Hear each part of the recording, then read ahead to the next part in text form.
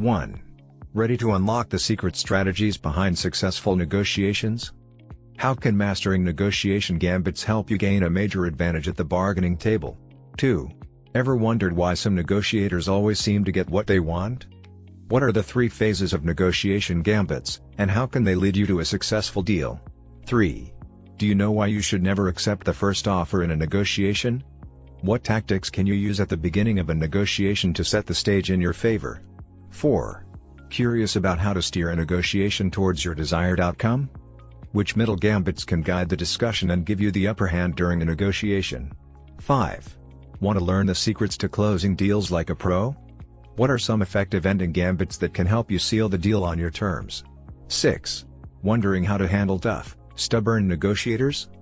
What strategies can you employ to counteract unreasonable demands and ensure a fair agreement? These and more questions will be answered and help you understand more about effective negotiation strategies. Master the art of negotiation with strategic gambits. Have you ever watched expert chess players in action? They don't just improvise, they come armed with a series of strategic moves, known as gambits, designed to gain an upper hand at critical moments. These gambits, involving calculated risks, can turn the tide of the game in their favor when used effectively. Just as in chess, power negotiators employ their own gambits to navigate the complex landscape of negotiation, ensuring they come out on top.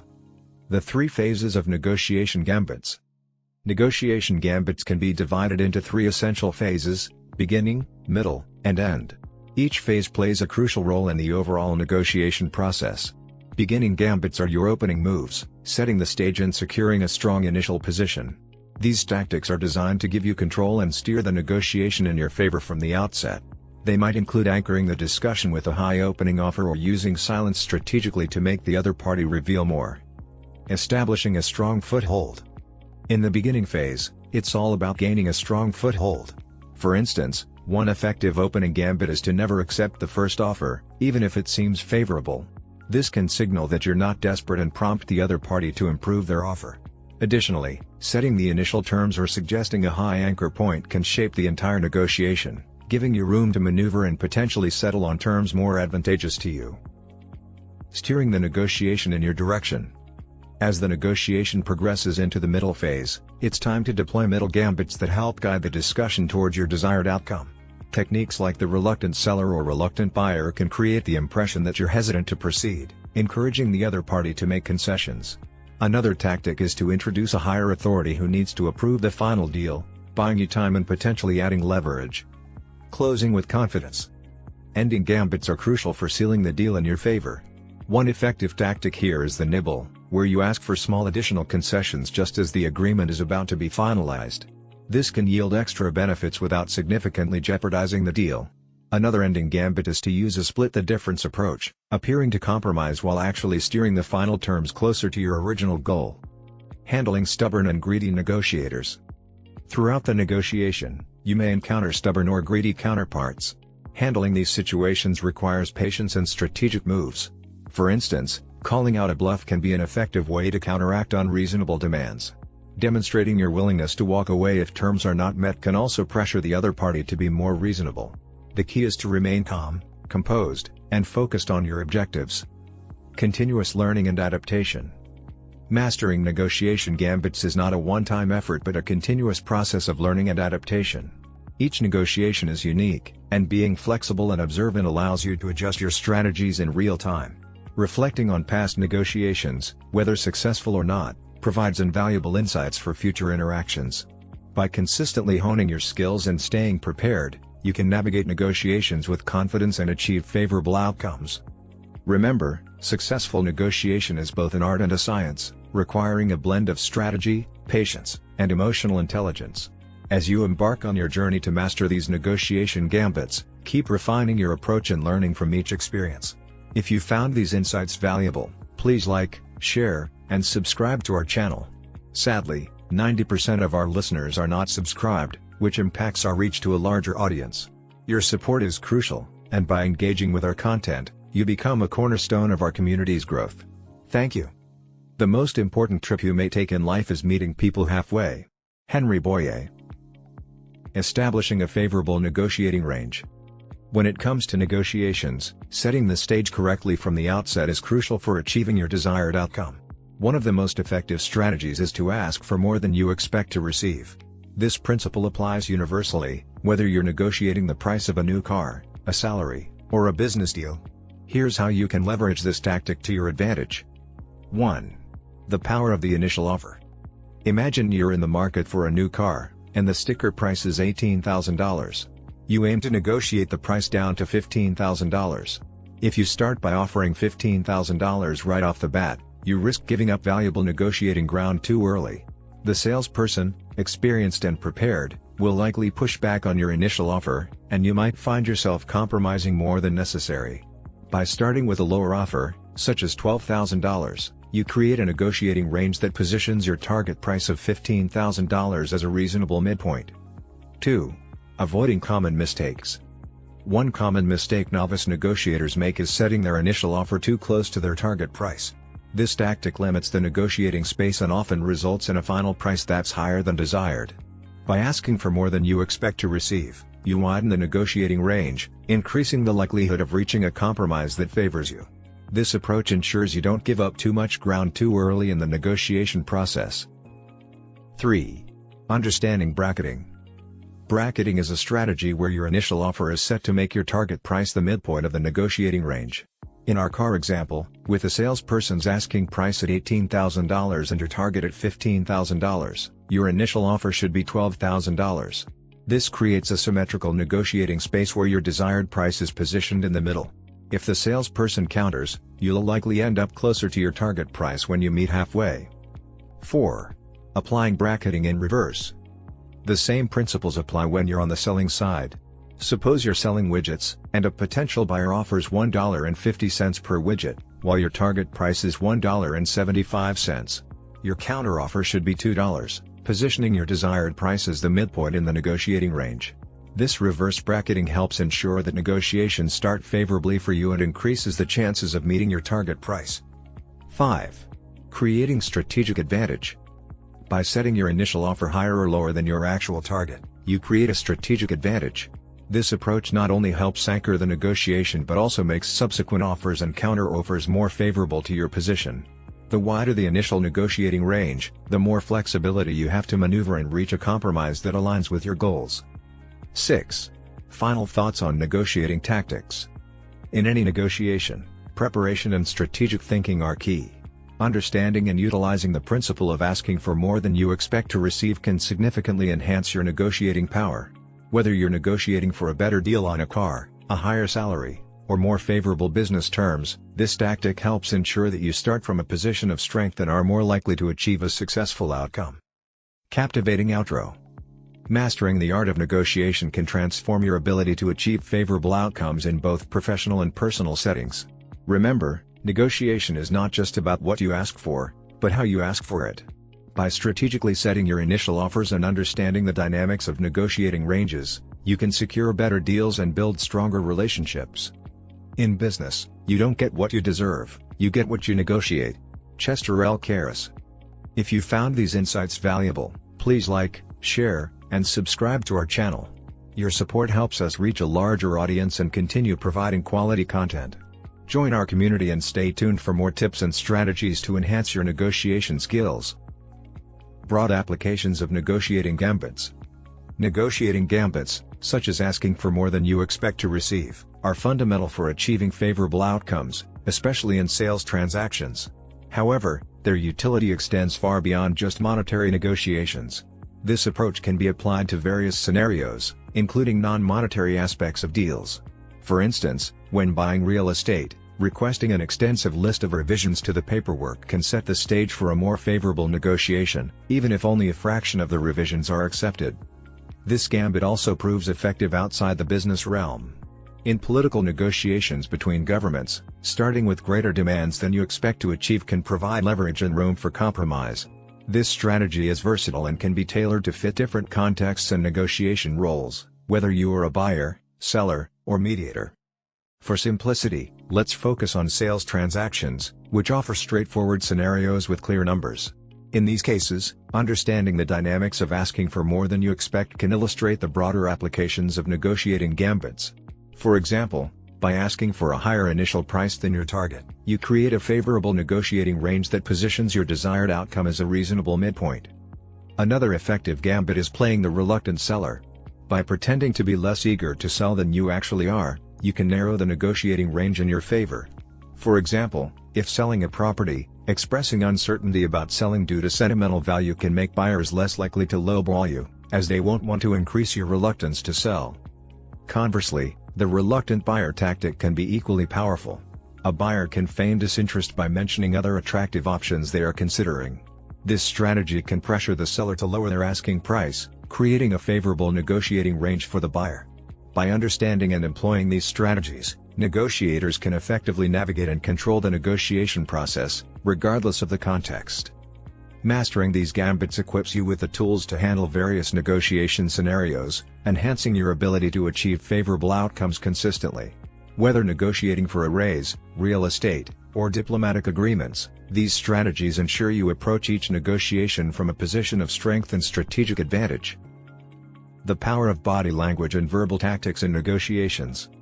Effective negotiation often involves a significant amount of bluffing, utilizing both body language and verbal cues to influence outcomes. Consider the example of negotiating for a $10,000 second-hand boat. You might initially offer $5,000, not because you expect the seller to accept, but to widen your negotiating range and ideally meet at a middle ground, like $7,500. Meanwhile, the seller might pretend reluctance to sell, hoping to prompt a better offer from you. One useful tactic is flinching. When the boat owner suggests $10,000, you should visibly react with shock and dismay, even if the price is fair. This display can sometimes prompt the seller to lower the asking price immediately. Even if it doesn't, your reaction sends a clear message that the initial price is unacceptable, which is far more impactful than just saying so. Conversely, if you don't flinch, the seller might interpret your lack of reaction as an indication that the price seems reasonable to you, despite any verbal objections you make. This can lead the seller to believe your counteroffer is just a bluff, encouraging him to stick closer to his initial price. Thus, your body language can significantly influence the perceived seriousness of your negotiating stance. Verbal tactics can be just as effective. One powerful technique is the novice technique, which involves responding to an initial offer with the phrase, "You'll have to do better than that." This puts the onus back on the other party to improve their offer. If they are inexperienced, they might immediately offer a better deal, thus improving your negotiating position before you've made a counteroffer. However, if the other party is experienced, they might counter with, "How much better do I have to do, exactly?" This forces you to specify a number, setting the negotiating range. Being aware of this potential countermeasure can prepare you to handle the novice technique if it's used against you, ensuring you're not caught off guard. Mastering these nonverbal and verbal tactics can significantly enhance your negotiating prowess, enabling you to steer negotiations more effectively toward your desired outcomes. Whether you're buying a boat, negotiating a salary, or closing a business deal, these strategies can help you achieve more favorable terms. The importance of not accepting the first offer. In negotiations, one of the fundamental rules is to never accept the initial offer, even if it seems like a great deal. This principle holds true whether you're negotiating a price or receiving an initial counteroffer. The rationale is clear: by making a counteroffer, you might secure an even better deal.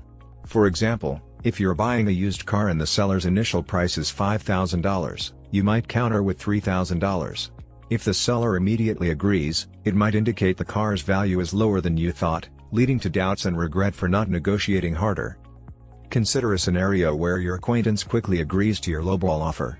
While it may seem like a victory on paper, it often leaves you wondering if you could have secured an even better deal by offering less. Such quick agreements can raise suspicions about the item's value or condition, causing you to second-guess the deal.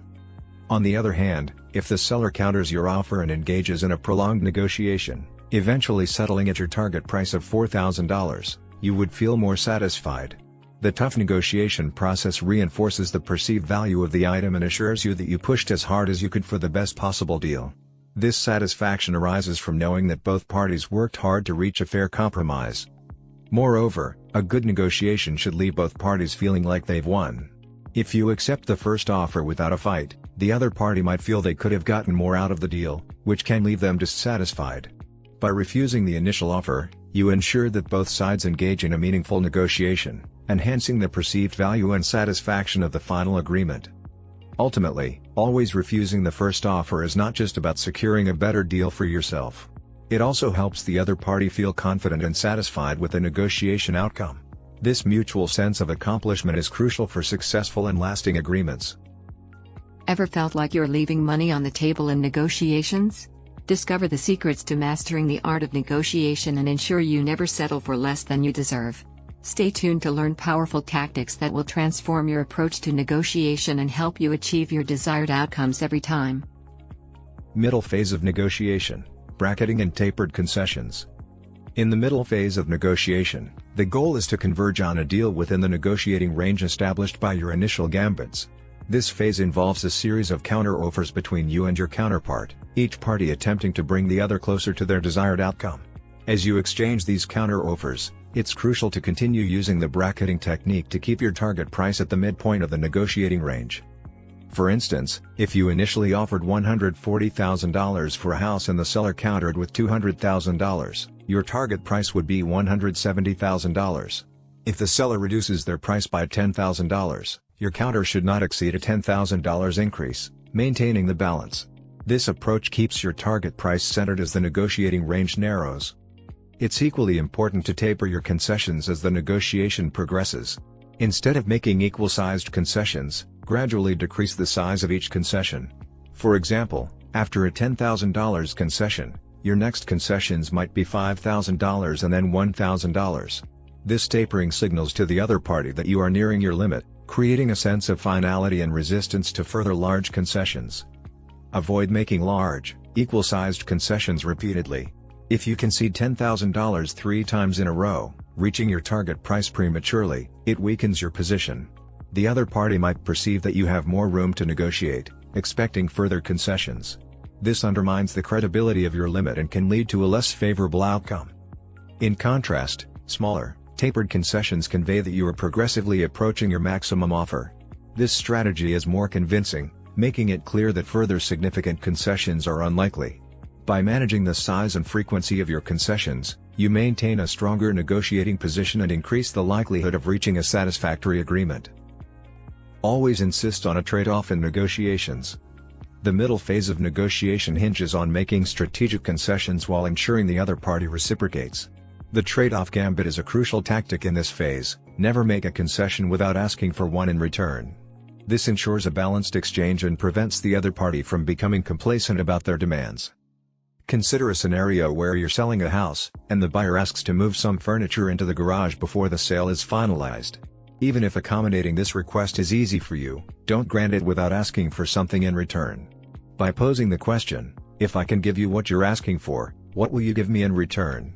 you shift the responsibility to the buyer to propose a reciprocal concession. This not only balances the negotiation but can also lead to unexpected gains for you. Requesting a trade-off whenever a concession is asked has 2 primary benefits. First, it capitalizes on natural negotiation opportunities to gain something in return, ensuring you don't miss out on potential benefits. Even minor concessions from the other side can accumulate to your advantage. Secondly, and perhaps more importantly, this practice establishes a precedent that discourages the other party from making endless demands. If they perceive that every request for a concession will be met with a reciprocal demand, they will become more cautious and considerate in their requests, reducing the likelihood of unreasonable demands. Failing to ask for a trade-off when granting concessions sets a risky precedent, suggesting to the other party that they can continually ask for concessions without offering anything in return. This can lead to a cascade of demands, each one chipping away at your position without any compensatory gains. By consistently using the trade-off gambit, you create a disciplined negotiation environment. The other party learns that each concession comes at a cost, fostering a more balanced and fair negotiation process. This strategic approach not only protects your interests but also leads to more equitable and satisfactory outcomes for both sides. To avoid making concessions and position yourself as more of an ally than an adversary, invoke a higher authority. Imagine you're a salesperson for a mid-size paper company, and you're working out a deal with a client. In the middle of the negotiation, she asks you to make a significant concession, adding expedited shipping to her large order of paper supplies. Knowing about the trade-off gambit, you ask her what she can give you in return. But then comes her cold, hard response: nothing. It seems like you've reached a dead end. What do? Now would be a good time to employ another middle gambit, the higher authority. This entails pretending that there's another person or entity who has to approve any concession or decision you make. For example, you could tell your client something like this: "Well, I'm not sure if I can convince my people to approve this deal without an additional charge for expedited shipping." Even if the client doesn't bite, you've at least bought yourself some time, since she'll have to wait for you to talk to your people. If you come back later and say, "Sorry, my people say they can't give you free expedited shipping," you've also taken some of the sting out of the rejection. After all, it's not you who's doing the rejecting, it's your people. You're just the messenger. Notice the vagueness of the authority you're invoking, your people. Depending on the situation, you could also pretend that you have to defer to corporate, the committee, or your family. The vaguer, the better. If you specify an individual, say, your boss or spouse, the client might ask if she can talk directly to the authority. You're inviting her to cut out the middle person, you. Conversely, if you keep the authority vague, you're presenting yourself as a necessary go-between. In fact, more than just a messenger, you can even portray yourself as the client's ally in relation to the authority. For example, you could say, "I really tried to convince my people to give us the free expedited shipping, but they just wouldn't budge. What can we give them in return? I want to find a way to make this work." Notice how you're now presenting the authority as an obstacle that you, the salesperson, are trying to help the client circumvent. This way, you're avoiding the free concession and building goodwill at the same time. In the intricate dance of negotiation, reaching an impasse is not uncommon, even after deploying a repertoire of strategic maneuvers. When faced with such a deadlock, the introduction of a third party can inject new life into the negotiation process. This third party might be a neutral mediator or arbitrator, skilled in navigating impasses and facilitating compromise. Alternatively, it could be someone from your own camp, such as a manager or senior executive, whose involvement lends authority to your position. The presence of a third party can often lend a fresh perspective to the negotiation dynamics, offering insights and solutions that may have been overlooked by the primary negotiators. Moreover, the involvement of a neutral mediator can help de-escalate tensions and foster a more cooperative atmosphere, conducive to finding common ground. By bringing in someone with a different vantage point, negotiators can break free from entrenched positions and explore alternative pathways to resolution. Furthermore, the words and interventions of a third party may carry more weight with the opposing party than those of the primary negotiator. This is particularly true if there is a perception that the primary negotiator has a vested interest in the outcome of the negotiation. In such cases, the neutral stance of a mediator or the authority of a higher-ranking representative can lend credibility to the negotiation process and increase the likelihood of reaching a mutually acceptable agreement. However, if despite the intervention of a third party, the negotiation remains deadlocked on terms that are non-negotiable or unacceptable, it may be necessary to consider the option of walking away from the deal altogether. This decision should not be taken lightly, but it can be a powerful strategic move to signal to the other party that you are not desperate and have alternatives. By projecting a readiness to walk away, negotiators can assert their leverage and create pressure for the opposing party to reconsider their stance. Moreover, demonstrating a willingness to walk away can shift the balance of power in the negotiation, as it communicates to the other party that you are not beholden to the current deal and are prepared to pursue other options. This can incentivize the opposing party to reevaluate their position and make concessions to salvage the negotiation. However, it is crucial to strike a delicate balance between projecting resolve and remaining open to constructive dialogue, as overly aggressive tactics can escalate tensions and undermine the possibility of reaching a mutually beneficial agreement. When negotiations reach an impasse, it's a natural inclination to seek outside intervention or consider walking away. However, before resorting to such drastic measures, there are nuanced strategies that can be deployed to revitalize the discussion and steer it towards a resolution. One effective tactic involves injecting a dose of dynamism into the negotiation environment. This can be achieved by altering the setting, introducing new team members, or even steering the conversation towards lighter topics. By shaking up the dynamics, negotiators aim to break through any stagnation, foster a more collaborative atmosphere, and keep the negotiation process fluid and productive. Another valuable approach when faced with a sticking point is the utilization of the set-aside gambit. This strategy acknowledges that impasses often stem from specific issues amidst a myriad of negotiation points. Instead of allowing these sticking points to derail the entire discussion, negotiators can opt to temporarily set them aside and focus on areas of potential agreement. By deferring contentious topics and concentrating on shared interests, negotiators maintain momentum and build goodwill, setting the stage for a more fruitful resolution in due course. While setting aside a contentious issue may seem like procrastination, it serves a strategic purpose in negotiation dynamics. By addressing other aspects of the negotiation and nearing a resolution on less contentious matters, both parties become more invested in reaching a deal. As progress is made and mutual goodwill accumulates, the chances of finding compromise on the previously contentious issue increase. This approach capitalizes on the psychological principle of commitment and consistency, as neither party wants to risk losing the progress made thus far. Furthermore, deferring discussion on a sticking point provides an opportunity for emotions to subside and for cooler heads to prevail. Emotions can often cloud judgment and hinder rational decision-making during negotiations.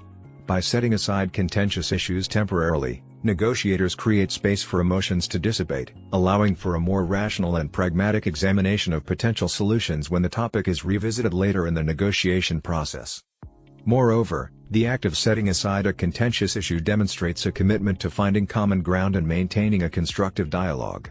It signals to the other party that despite disagreements on certain points, there is still a shared commitment to reaching a mutually beneficial outcome. This can enhance trust and cooperation between the negotiating parties, laying a foundation for more constructive discussions moving forward. In essence, the set-aside gambit is not just a delay tactic but a strategic move aimed at facilitating progress and ultimately achieving a successful negotiation outcome. In the final stages of a negotiation, the dynamics shift as both parties sense the culmination of their efforts. This phase often sees heightened emotional investment, driven by the anticipation of reaching a mutually beneficial agreement. As negotiators approach the finish line, psychological tendencies, such as the desire to avoid the sunk cost fallacy and maintain consistency in decisions, become pronounced. Understanding these cognitive biases provides astute negotiators with leverage to secure additional concessions from the other party. The set-aside gambit capitalizes on the psychological phenomenon known as the sunk cost fallacy, where individuals are reluctant to abandon investments of time, effort, or resources. By strategically deferring resolution on a contentious issue and focusing on areas of agreement, negotiators create a sense of progress and momentum, reinforcing the commitment to reaching a resolution. This tactic not only allows for temporary impasses to be circumvented but also sets the stage for revisiting unresolved issues with a refreshed perspective later in the negotiation. Similarly, the nibbling tactic exploits the human tendency to prioritize closure and avoid disruption once a negotiation appears to be nearing its conclusion.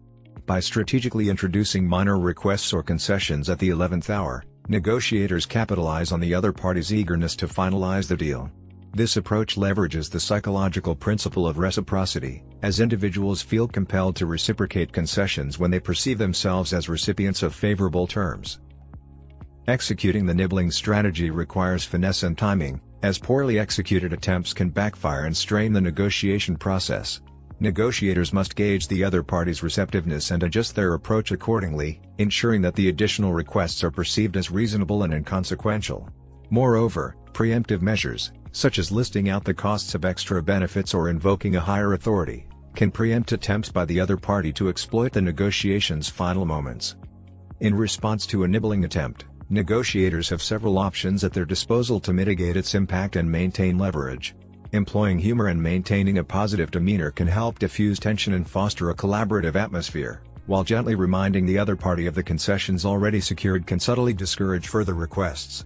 Additionally, strategically attributing decision-making authority to an external source, such as a manager or company policy, can shift the focus away from the negotiator and create a sense of finality in the negotiation process.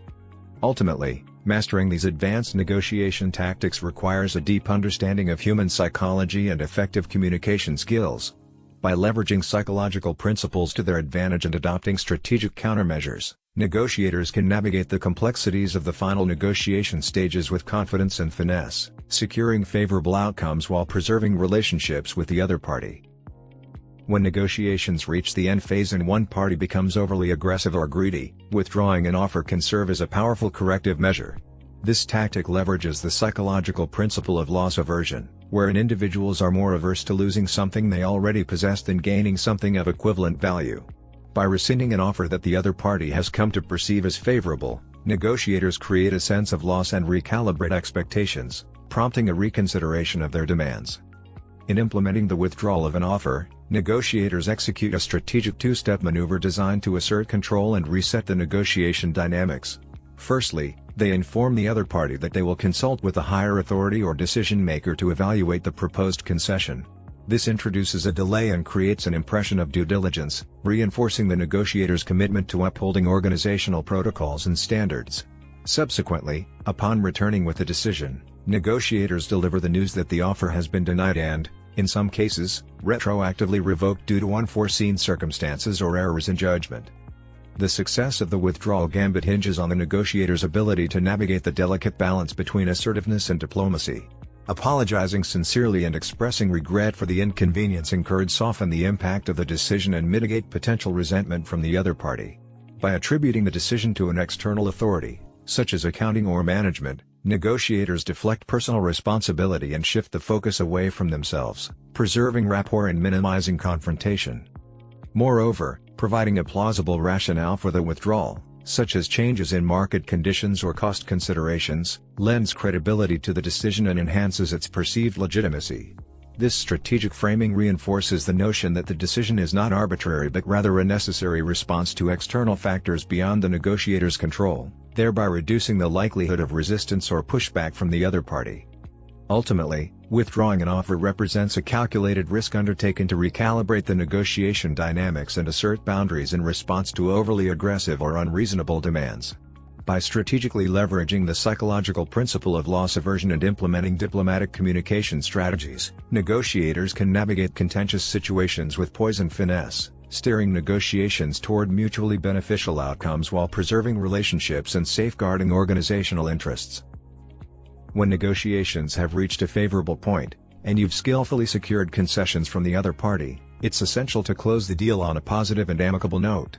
The gambit of positioning for easy acceptance provides a strategic approach to smooth the final stages of negotiation, particularly when the other party is hesitant to concede due to pride or a desire to save face. In situations where the other party is feeling pressured or defeated after making numerous concessions, offering a small, complimentary extra serves as a gesture of goodwill and generosity. Whether it's including additional accessories with a product purchase or extending a warranty period, the key is to provide something of perceived value at no additional cost. This act of generosity positions you as accommodating and fosters a sense of reciprocity, making it easier for the other party to accept the terms of the deal. The beauty of this gambit lies in its ability to allow the other party to save face while still reaching a mutually beneficial agreement. By presenting the freebie as a final concession from your end, you give the other party the satisfaction of securing a last-minute victory, thereby mitigating any feelings of defeat or resentment. This subtle maneuver helps to preserve the other party's dignity and promotes a positive perception of the negotiation process. However, it's crucial to exercise restraint and refrain from gloating or revealing the full extent of your advantage. Instead, adopt a gracious and magnanimous demeanor, congratulating the other party on their negotiation skills and expressing satisfaction with the outcome. Emphasizing the mutual benefit of the agreement reinforces the perception of a win-win scenario, fostering goodwill and laying the foundation for future interactions.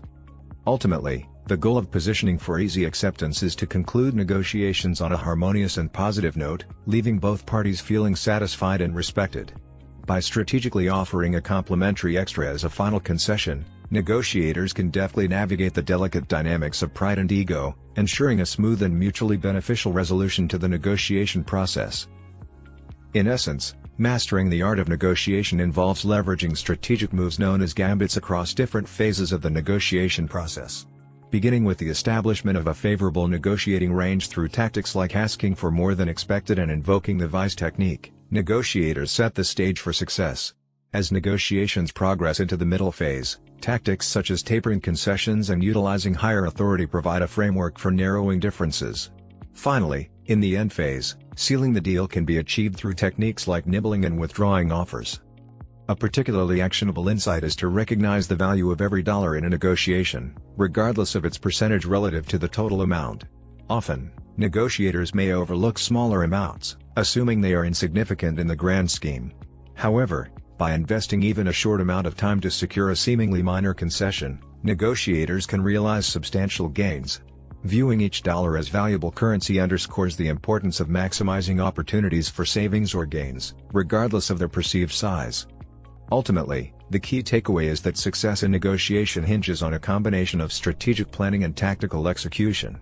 By mastering a diverse repertoire of gambits and adopting a meticulous approach to value assessment, Negotiators can navigate complex negotiations with confidence and achieve favorable outcomes.